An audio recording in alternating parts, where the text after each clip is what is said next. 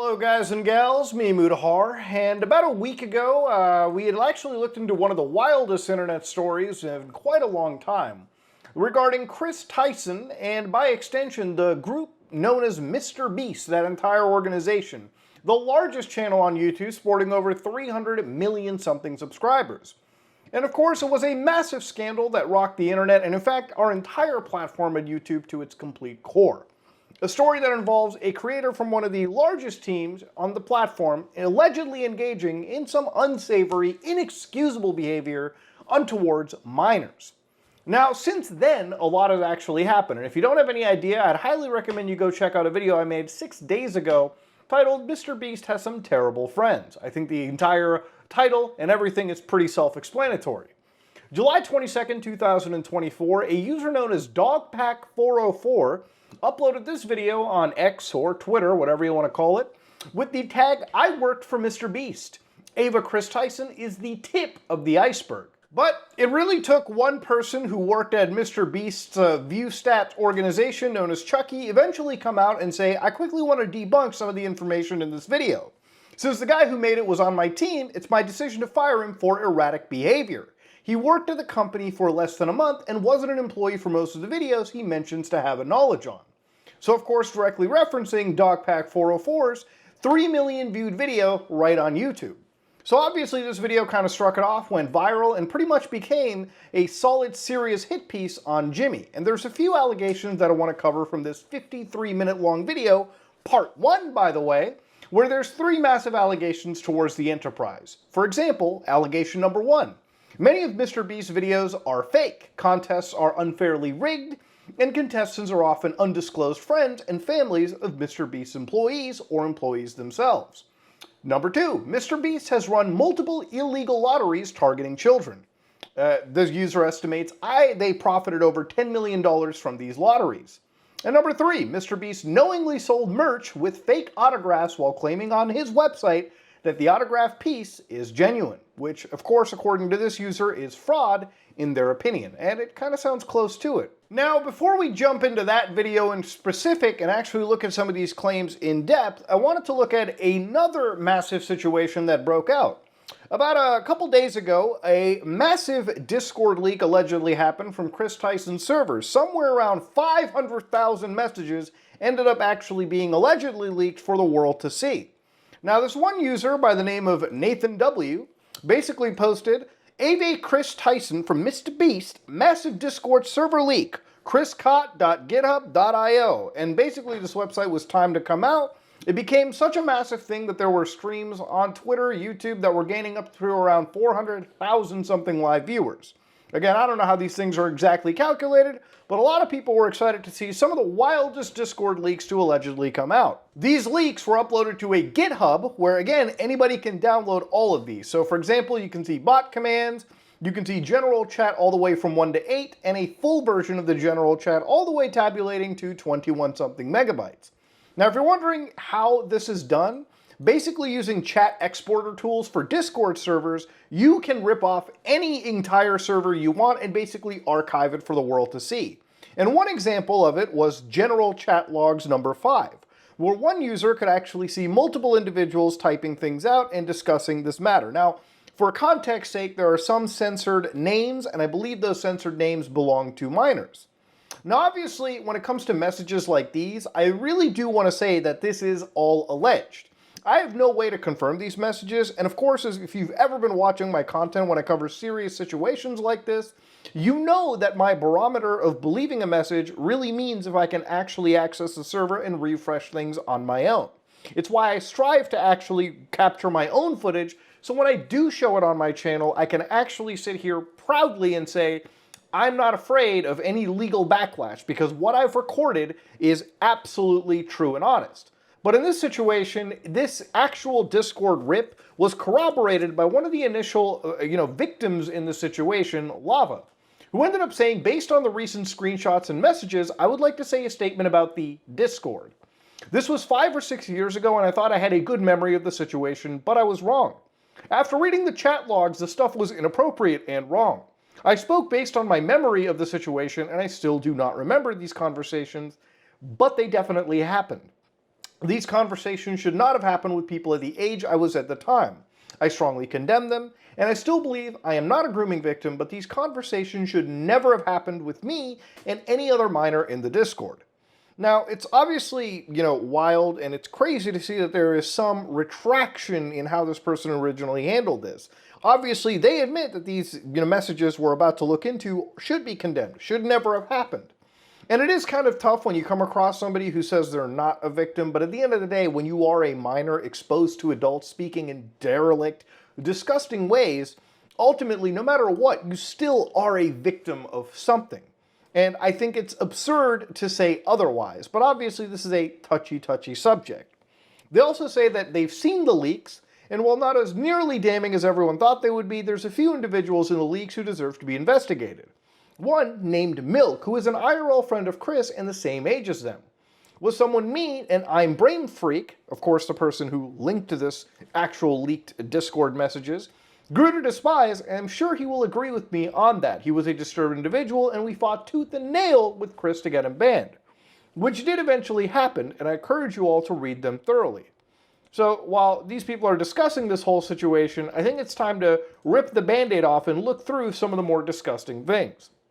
Now obviously, some of the amalgamations of this have been allegedly Chris the Meme God, who was Ava Tyson at the time, pre-transition. And of course you've got Discount Milk, the person that we should be watching out for, according to some of these victims. Now, one thing that we weren't able to pull from any of these Discord messages were attachments. I believe that Discord actually removes the attachments or doesn't really parse them. But when it comes to texts, these are backed up. And again, all of this is very alleged. I just want to repeat. So one of them was this attachment where Chris says, "She's only 14, damn. What did you think she was? 16 and legal in some states. Oof, of course. If she's 14, I'm 14. Now, I'm not gonna lie. I'm about to throw up a little bit in my mouth because reading that absolutely disgusts every little fiber of my being right there reading that shit. Now that image, when looking through the actual Discord server leaks, ended up being an attachment to Bad Bobby, that one girl who was 14 at the time. Yeah, fucked up shit to be sharing, and especially when you got actual minors allegedly involved in a server like this. So of course, the next thing is Chris, or Chris the Meme God, sharing Shad. For anybody that doesn't remember, Shad Base, who basically has spawned his own level of controversy where a lot of creators, especially back then, were real friendly with the guy. I'm just going to contextualize it all the way back to Ava Tyson's case, okay? Shad Base was a prolific, terrible, lowly drawer out in the world, lowly artist, that ended up actually drawing real children in a very, very disgusting manner. Now in this situation, I just want to reiterate that people who argue that this is a free speech perspective, I would say that drawing actual, people or depictions of actual children like this falls under obscenity laws in the United States, which are not, by the way, protected via free speech, okay? So yeah, it's a pretty touchy legal subject, and if you're somebody that's such a fan of this person, I believe you should be investigated by the Federal Bureau of Investigation. But of course, when you go down into it, you can see Milk going, "Lowly God is back," referring to good old Chris the Meme God. Insane shit. Chris going, allegedly, "That's where you're wrong, kiddo." And of course, one emoji. Milk going, "Bruh, I just make my own seasoned salt out of the tears of children on Discord." And Chris somewhere down there going, allegedly, "I just eat the children." Insane. Of course, somebody here gets a little bit of fear. They said, "I don't have any issues with the channel. What I have an issue with are minors that have access to said channel." Chris goes, "Is there even a way to do that?" Milk goes, "No, not really. No. So what do we do? Remove it? Probably should if there are minor anywhere near the server." And then you got Nathan going, "No, people like it. Even if there was a way anyone can lie about their age, LMFAO." Chris is like, "Yeah, true. I mean, to be fair, the internet's full of disgusting stuff." And of course, Milk says, "Discord says that if you can't regulate it, don't have one." Shrug. "It's the responsibility of the server owner to protect minors." Chris goes, "What if I'm a parent?" "What, am I, a parent?" Discount Milk goes, "Lol." And Lava, in this situation, goes, "I say we get rid of it because the fan base of Beast and Chris are mostly under 18. Leave it to a child at the time to have more logical sense than the alleged coon-brained adults. Allegedly, it got messed to the point where even one of the minors allegedly messaged to Chris, "You have a massive," referring to male human genitalia. Now, it's this kind of stuff where obviously I'm going to leave it where it's at before I continuously just keep throwing up into my mouth. The reality of this situation and how it's presented is obviously if you're a child, don't be in a Discord server like this, but more importantly, if you're a parent, if you're an adult, never, ever let your children join any Discord servers where even 1% of this filth is spoken. You know, it's one of the reasons why I'm actually very vigilant of like children in my family, whether they be related to me, my blood, or they're my friends' kids. I am very much vigilant on whenever they're on social media, especially on places like Discord, where there is an interspersed mix at times, for better or for worse, with actual adults and people under the age of 18.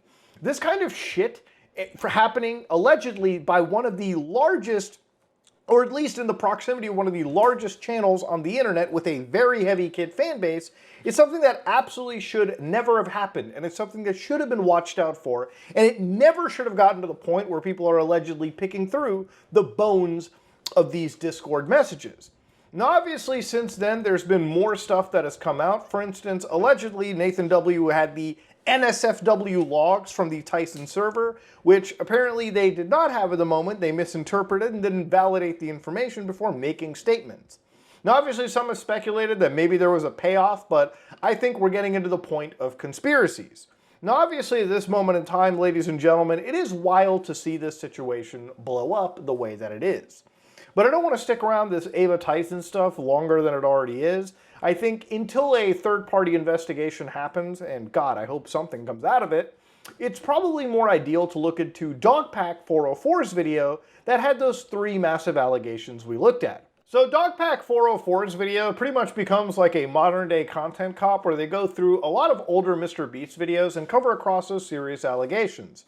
For example, one of them was that these videos are very much faked, and in moments they do use CGI to apparently spice up the video and make it look more interesting than it actually is. Host, and he clearly touches the laser here, but whatever, let's assume that it's all real time. When he reaches the bottom floor, he has to turn these water valves. Now you can tell that these valves aren't actually connected to anything because the water flows out in an instant, and it happens when he's not even touching the valve. The contestant also goes back to the first valve unaware that anything had happened, and he's still able to spin it. So the valve seems to spin freely and isn't actually connected to the flow of water. So you could assume that producers might be off camera with remote switches to trigger the flow of water. And assuming they've tested this, the producers might know how long it takes for the water to clear out of the room, so they can sort of decide on the fly how many turns of the valve it takes. Or now, the thing about some of this stuff is obviously when you make a YouTube video, you're probably going to spice things up a little bit for the audience, clearly.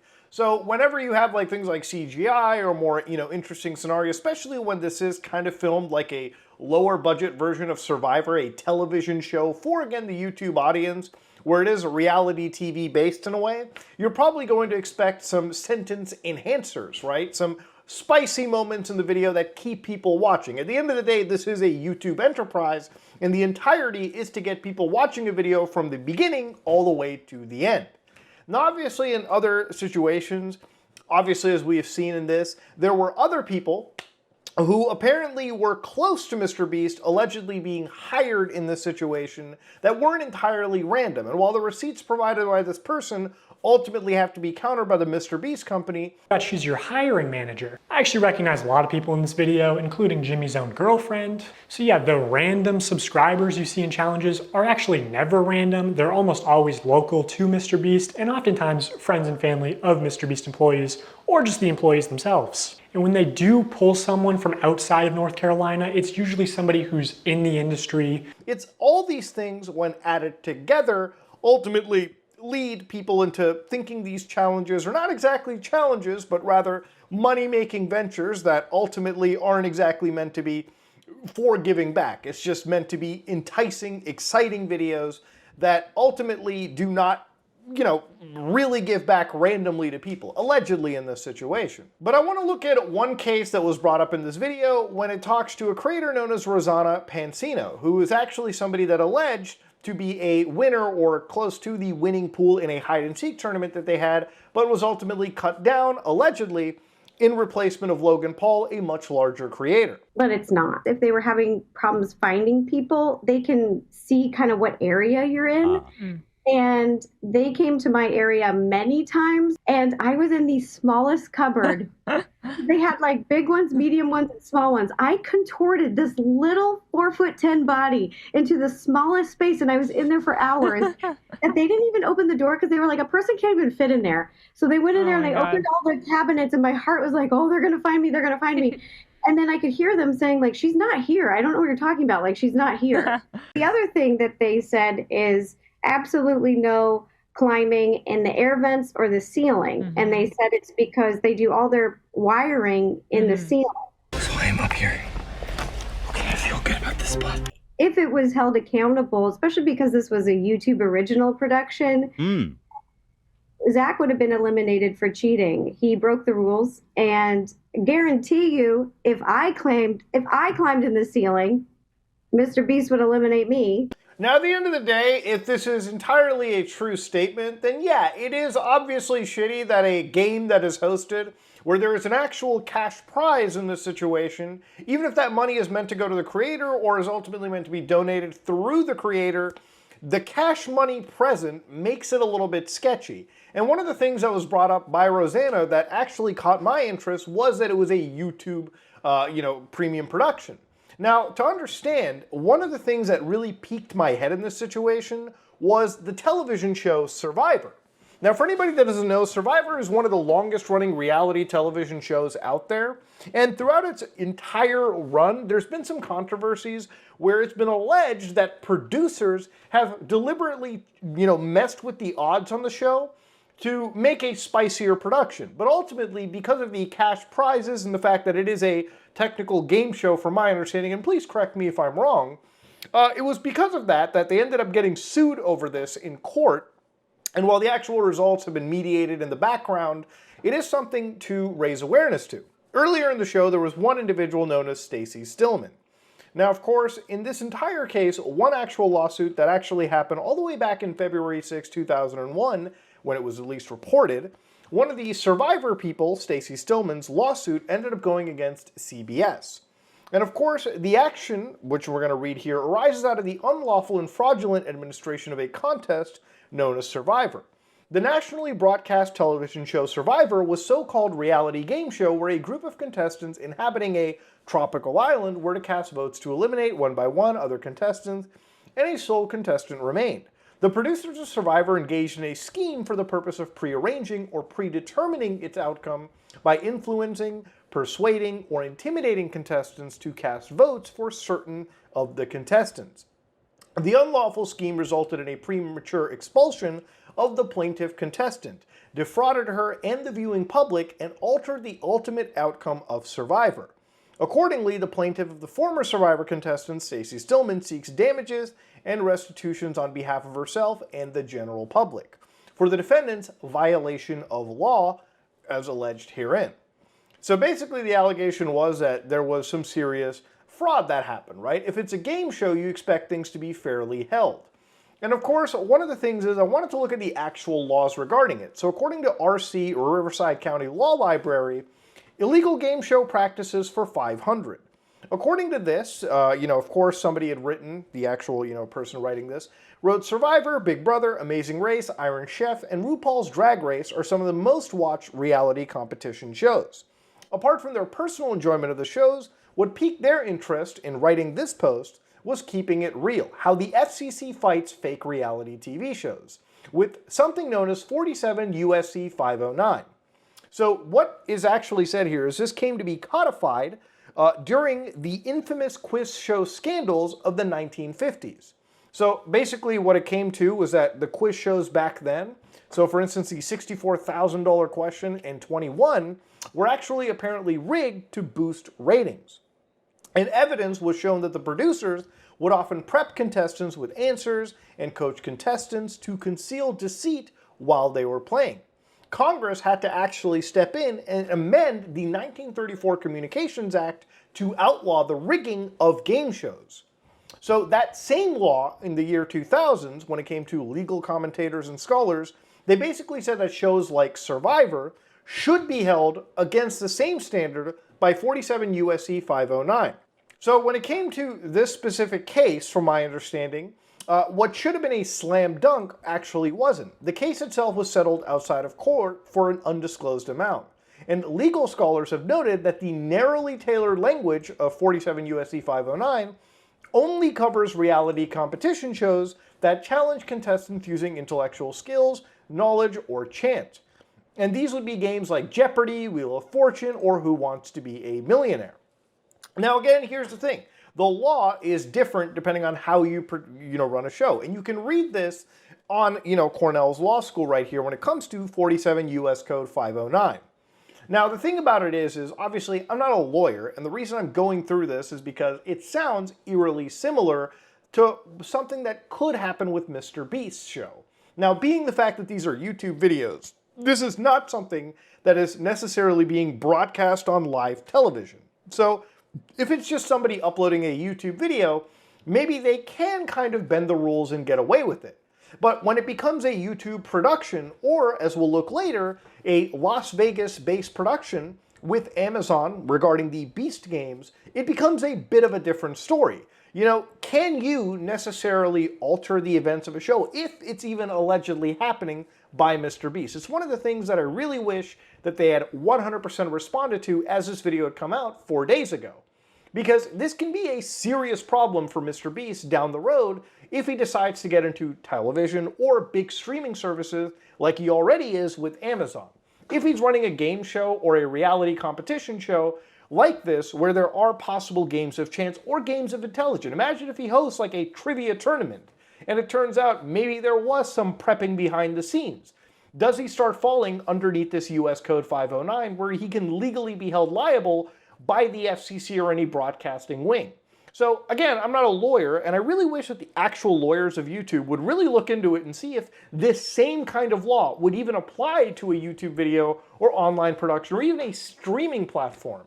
Maybe the law has to catch up. So the next scary part about this was the allegation of multiple illegal lotteries that MrBeast was holding that apparently targeted children. So let's watch this. So according to shortstack.com right here, when they were talking about, the law in this situation regarding lotteries, right, which again, very, very, very key elements that you need. For instance, if you live in the US, the no purchase necessary law applies to you whether you're running a giveaway for a tiny mom and pop shop or a major national brand, okay? So according to lotteries in this situation, unless you're a government entity, hosting a lottery is a big no-no. A giveaway is considered a lottery, so again, if you're giving things away, it can become a lottery if, for instance, you have the giveaway offers one or more prizes of value. So in the giveaway, you're giving a prize. The winners of the giveaway are completely chosen at random, and the entry requires a payment of money or other consideration. And the word consideration is used loosely to cover anything that is directly or indirectly of value to the company, monetary or otherwise. So for example, you can't require a purchase be made with a sister company or sponsor in exchange for an entry. What some states deem consideration differs from others, so make sure you check with local laws to stay in compliance. So this is one of those things. If you want to effectively give things away and not have it be a lottery, you believe you actually have to get rid of one of these elements. So as long as you have all three satisfied, so the prize, the randomness, and the consideration, then you effectively fall into a lottery, which is a big no-no. Your YouTuber doesn't actually give away a prize, or in the case of these live streams, they are illegal lotteries where the only way to win a prize is by making a purchase. And obviously, I'm not a lawyer, so I'm just going to show you the law and then show you irrefutable evidence of what's being done, and you can make your own conclusions. The FTC defines a lottery as containing 3 elements: a valuable prize, random chance, and consideration, which can be time or effort, but in most cases is just payment. To successfully run a contest or a sweepstakes, you must eliminate one of these factors. A contest, for example, eliminates chance, and a sweepstakes eliminates consideration. In determining if any MrBeast giveaways have been illegal lotteries, we need to identify a prize, which is distributed through random chance and cannot be won without spending money. On August 2nd, 2020, MrBeast live streamed him and his friends signing limited edition shirts celebrating 40 million subscribers. And here are just some of the clips from that stream. For those of you who are just joining, if you buy one of our limited edition 40 mil special shirts, we're celebrating 40 million subscribers with a really big video, then we will sign that shirt, and some of them will get random prizes like this. In 10 minutes, right, because we gotta give them time to do their cart, we'll give 2 orders $500 each. 5 minutes, someone's getting $3 grand in their order. In 5 minutes, we're gonna do the same thing again. We're gonna put $1,000 in a random order. 2 minutes, newest order gets $2,000. Good luck, everybody. So those amount of clips that we saw, basically people would be buying a shirt, they would put in a prize, and it would randomly be given out. So that's where the allegation of an illegal lottery comes at. Now, obviously, with a child fan base and obviously allegedly having an illegal lottery, it's a serious thing that whoever legally works for MrBeast has to entirely cover. Now, I have no doubt that MrBeast probably has some of the best lawyers and a legal team out there, and this is probably even vetted so many times over by their legal team. And of course, that's entirely up to them to respond to this allegation that's being made. Based on what I've just seen, I actually kind of can see where Dogpack is coming from, right? This is basically, you know, in my opinion, it is something dodgy. And I don't know whether it was legal that maybe cleared up and said, it's fine. Or whether MrBeast or somebody on the production side of teams decided on the fly, because it's a live stream, maybe it's worth jumping down this hole. But if you have children in your audience and you are potentially running an illegal lottery, that should never have happened in the first place. And this is where, obviously, when you touch upon the mind when it comes to gambling, that's where it gets really scary. That's where it gets fucking unethical, and that's where you have to watch out for this kind of shit. You know, it reminds me back to a situation I looked at years ago with people like Jake Paul and Rice Gum, where we actually looked at these online loot box websites where they were given prizes all the way from like stickers to like the most expensive LA realty, like worth $250 million or some crazy insane amount. And the thing about it is, obviously when you're exposing children or really anybody to something like that, where they get that rush of winning a prize randomly, that is something where you're tapping into a part of somebody's mind that is incredibly addictive, and especially when you're dealing with gambling addictions that are by far considered some of the worst addictions to have, it's not a good fucking look. Would you guys prefer, that we throw money in random orders or that we throw items in random orders? Yeah. Somebody screamed in chat, I want to switch. Hey. Buy a shirt. In 30 minutes, we are giving away my car to someone that buys merch. Which each giveaway is its own independent event. You can't give one prize to someone who buys something and a different prize to someone in chat. The prize where you have to buy something is still an illegal lottery. So again, another good point being raised, all right? When you're running an event like this, and you know, I've looked at giveaway sites where obviously sweepstake websites where even if you are incentivized to buy tickets, there usually is a mail-in option. Now, with the mail-in option, you might argue and say, yeah, it's more annoying getting a postcard and like filling it out and actually, you know, sending it by snail mail. Maybe that actually costs money. I mean, if you think about it, it's not even a free option. You still have to buy shit, put it together, and spend your time sending it out. Sometimes it can actually be more expensive than just buying a ticket outright. So yeah, there's some ethical concerns right there. But yeah, if you're running an event where you're giving things away, I believe every single item has to be given away with the chance of possibly with a free entry, which it didn't seem like anything, or not all items were in this situation. Again, given that these streams are not accessible anymore, it's hard for me to make that definitive claim, but based on what Dogpack is showing, this is not a good look. This is not a good situation to be in, and it needs to be addressed by the MrBeast team. So one of the allegations being made was apparently even the autographs that MrBeast is supposed to do for his shirts were faked. And this is a piece of evidence that Dogpack will show in this video. They signed, but I'd be interested to see how they worded that. If the video of this live stream ever resurfaces, I think a lot of these claims will be proven true, which MrBeast definitely has this stream saved. He saves all his footage. Also, using archive.org, we can see what the website looked like on the day of the stream, and while there's no mention of any sweepstakes whatsoever, it does say this limited tee signed by MrBeast and crew, but the description says it's signed by a member of the MrBeast crew, and it doesn't say anywhere that other members will sign MB, deceiving people into believing it was signed by MrBeast. So here's a clip of Tyler forging, or not, maybe not forging, using MrBeast's signature. So Tyler signs MB, which is MrBeast's signature. Then he covers it, signs his own initials, TC, smirks, looks around, and then quickly slides the shirt away. Could you make it any more obvious? Now, look, I think that is getting to a point where if you read what's on their website and you read like, this is signed by MrBeast and crew, they're probably legally okay with it just because of the broadness of language that is used in their description. Obviously, it is kind of weird that he's signing, the autograph from MrBeast over here and then just like, sliding it over, signing, smirking at the camera. That's fucking weird. Don't get me wrong, that's a great catch on the video. But I don't think that's legally going to hold up in a court if they're taken for like fraud or something, I think. Just because of the broadness of language they used on their website and whatnot. So maybe that's actually, something that they'll be, fined from. Now, for Feastables, this is actually a MrBeast snack company where what they do is they primarily sell like chocolate. And while I'm not a huge fan of, like chocolate in general, I don't really care much for it. I've had the MrBeast Feastable bars once, and they were okay, like nothing special. I mean, they are what they are. It's a chocolate bar, okay? You can't get much wilder than that. One of the things that was brought up was the giveaways that were present in the candy. So I'm going to show you a clip, again, from Dogpack's video that delves into that. Buy a Feastables, win 10K. Buy a Feastables out of a vending machine, and the vending machine just starts spitting out money. Buy a Feastables and it has a ticket to Disney World, whatever, right? And I don't want to put a lot of like hearsay into this video. You should just believe the receipts that I'm showing you and not what I'm saying.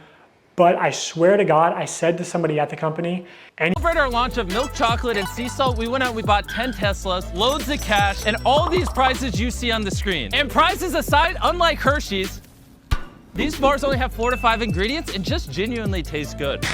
Go to Feastables.com right now and order some chocolate. Only problem is the chocolate river is deteriorating. All the only place you'll find no purchase necessary is either on the Feastables Twitter account because it's a rule of the platform, and even still they try to push it. No perched neck, or hidden deep in the Feastables website under a FAQ. And to enter for free, you have to mail in separate 3" by 5" hand-addressed written index cards, up to 10 a day. Yeah, I think kids are probably going to just beg their parents at Walmart. And again, one good point raised is why not just be able to enter these sweepstakes by the internet anyways, right?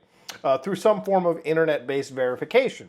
Obviously, the whole postcard shit is designed to make the entire process of the free entry that much more annoying. And again, when it comes to something as small as the candy bar, in price-wise, it's probably cheaper to use the paid option than the quote-unquote free option in this situation. And I think that's where the law probably should be catching up when it comes to sweepstakes. But yeah, if you want to look at all these receipts in a more in-depth fashion, it's probably advisable you go over to Dogpack's video and check it out. There's apparently a part 2 that's supposed to come out, and it's supposed to get even wilder in this situation. So looking at one of these actual sweepstake giveaways, one of them was still active, May 30th, 2020, where again you go to Feastables and there's like a 7-Eleven giveaway or some collaboration where the Feastables were giving away like a Lamborghini. And of course you can see that they've got the no purchase necessary, right? They even got like the giveaway rules right now. And of course, if you look into it, yes, the actual entry point where they say is mail in to receive 49 entries without making a purchase. Handprint your complete name, address, city, state, and zip code email address on a 3 by 5 inch card, okay? And mail in a business size number 10 envelope with proper postage affixed to that entire, Michigan address. So all mail-in entries must be postmarked and received by June 5th to be considered for an entry. Each entry must be mailed separately, okay? You can't even bundle them all together. They gotta literally make it as fucking annoying as you can imagine. Now, one of the other things that almost did get brought up in one of these giveaways was the Feastable cleanup operation, the Shelfie cleanup. Now, MrBeast tweeted this out: I need your help. Next time you see Feastables in Walmart, if you could clean up the presentation and make it look better, that would make me very happy. So obviously, this is something that you should probably talk to Walmart directly for, have a team in place. And I shit you not, using the Wayback Machine to look back at the shelfie cleanup and the $5,000 drawing, yeah, you could actually go in and do the cleanup for you. Now, given the fact that there's a lot of children in this situation who are fans of MrBeast, I find it a little bit weird to basically ask your audience to clean up the bars for you. If you literally read over here, they tell you, check if the product's on the shelf. If there is, pull the boxes forward and make sure they match the tags below them. We want the next person to see that Feastable bars are the Feastable's price. Be courteous. No one likes rude people and we want Walmart to enjoy selling Feastables and our fans being a mutual customer. So now they cleaned it up, what you gotta do is take a picture before and after and send it over. So what they also do say is they only want a photo of the shelf and after. Do not submit a photo of the shelf and your face. And I'm sure a lot of that is for, you know, COPA compliance, especially if you got like minors who are sending in potential like photographs. No company really wants that heat, especially even if they're adults, for crying out loud. Nobody wants that fucking heat.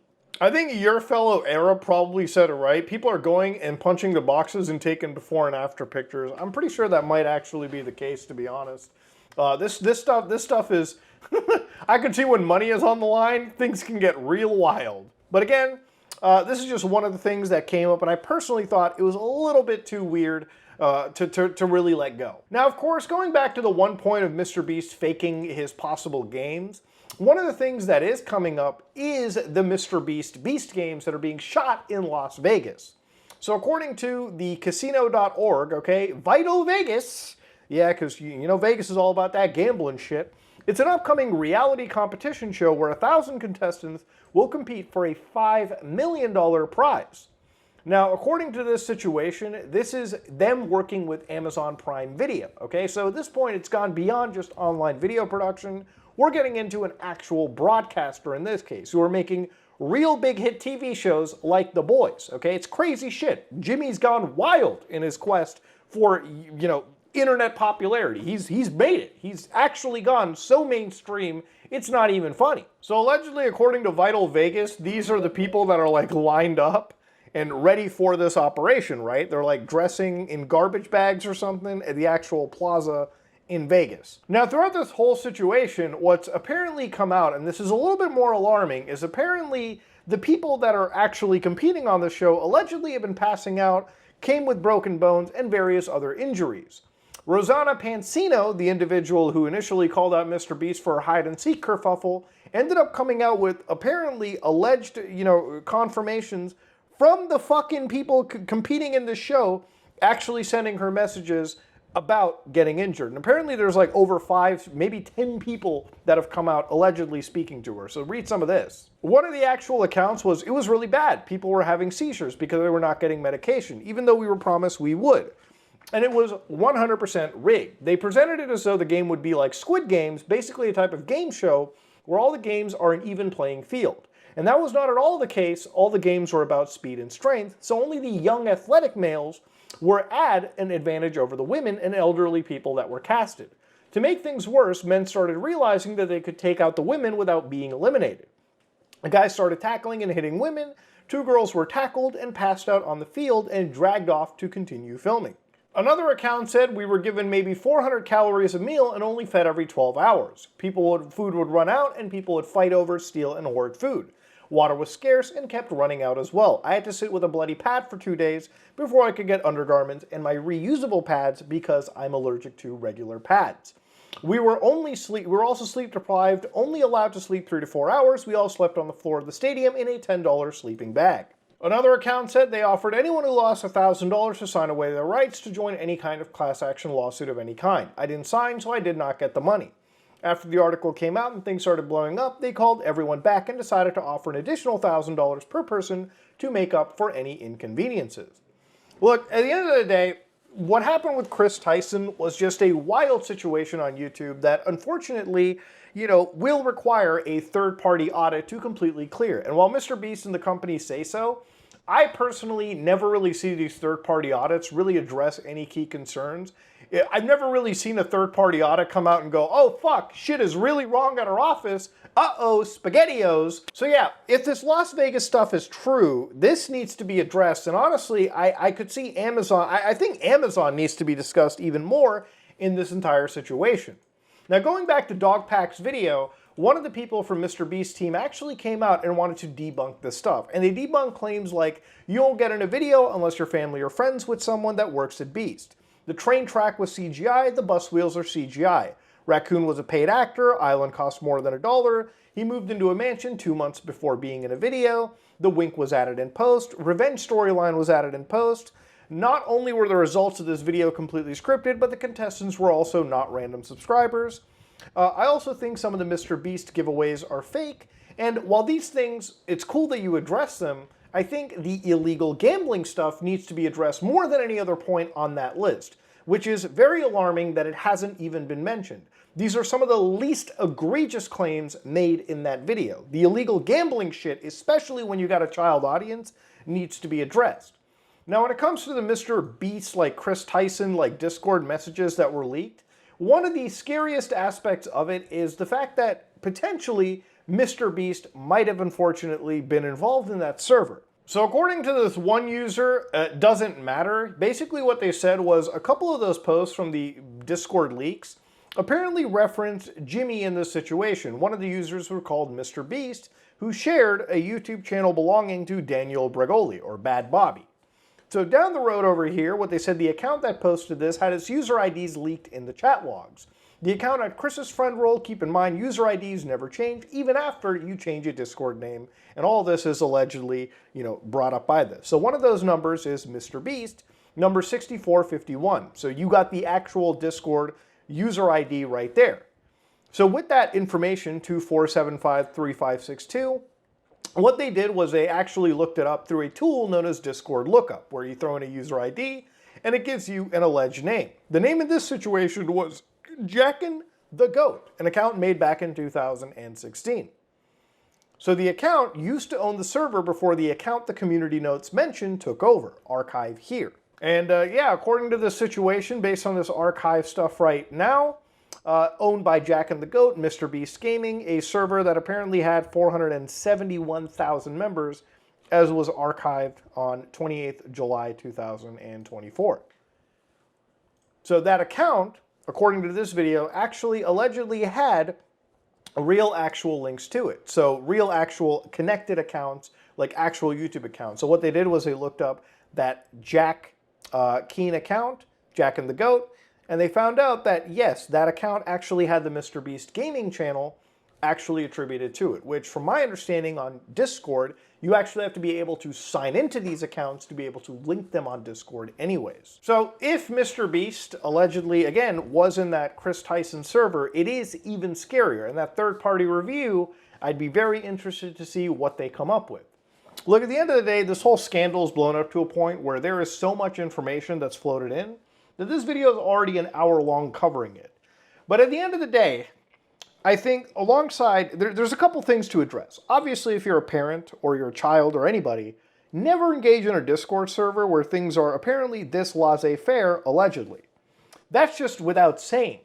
Now, if you're MrBeast and the company, I think the whole allegations of illegal lottery, especially when you have a child audience, need to be addressed as soon as possible. That is fucked up beyond belief.